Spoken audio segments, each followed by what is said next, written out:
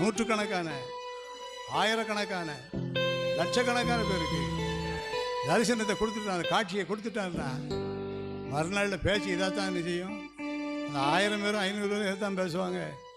நேற்று நான் 10 மணிக்கு இயேசுவை பார்த்தேன், இன்னொரு நான் 12:30 மணிக்கு இயேசுவை பார்த்தேன் பாரு, இன்னொரு சரியாக 1 மணிக்கு நான் டைம் பார்த்தேன், இயேசுவை பார்த்தேன். வாங்க, பேச்சு முழுசும் யார் யார்? இயேசு இயேசு இயேசு இயேசு இயேசு. மீகா 3வது அதிகாரம் 8வது வசனம். மீகா 3வது அதிகாரம் 8வது வசனம்.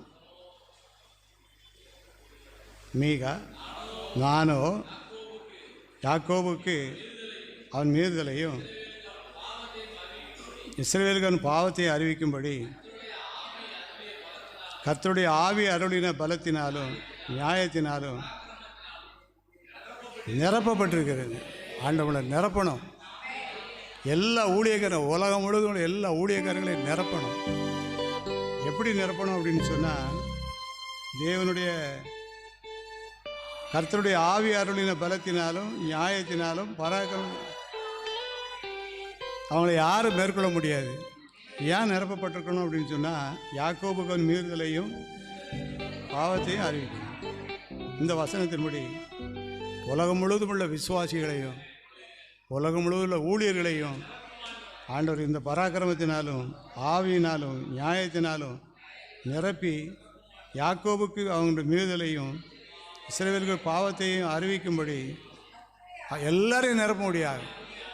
நம்மையும் ஆண்டு சேர்த்து நிரப்பிடுவார்.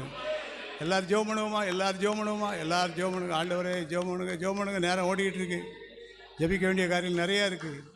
எல்லோரும் ஜெபம் பண்ணுவோம். ஸ்தோத்திரம்.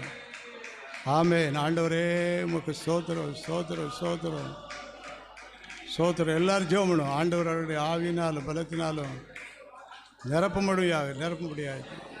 ஆமென், ஆமென், ஆமென், ஆமென், ஆமென், ஆமென், ஆமென், ஆமென், ஆமென், ஆமென்.